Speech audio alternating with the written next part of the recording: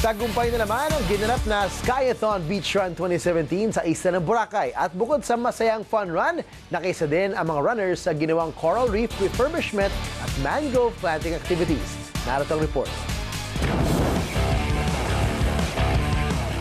Be a hero for Boracay.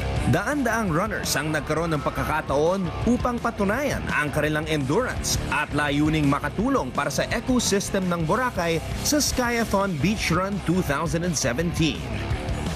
Bukod kasi sa pagtipon ng mga fitness enthusiasts sa isla, hangad ng organizers na magtaas ng awareness ukol sa mga rehabilitation projects sa coastal marine systems ng lugar.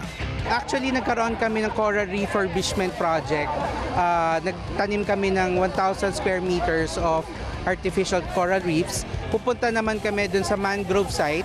This is a partnership naman with the Department of Environment and Natural Resources together with ABS-CBN Bantay Kalikasan. Sold out ang event ayon sa race partner na Run Rio. At laking pasalamat nila sa lahat ng dumayo at patuloy na sumusuporta sa kanilang coral refurbishment, mangrove planting at clean-up activities. Thank you so much to all our runners and congratulations. And I hope na next year we will see you again. Congratulations.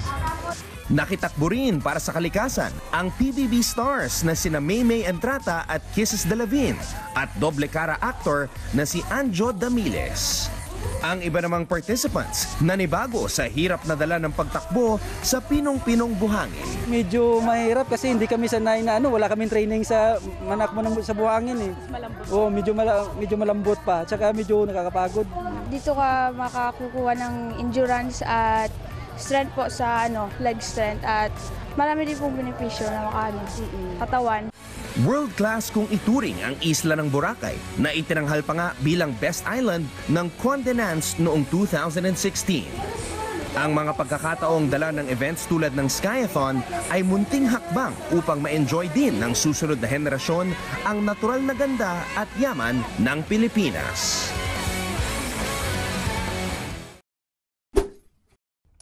Hi guys, keep watching The Score for the latest sports updates and don't forget to subscribe to the ABS-CBN Sports in Action YouTube channel.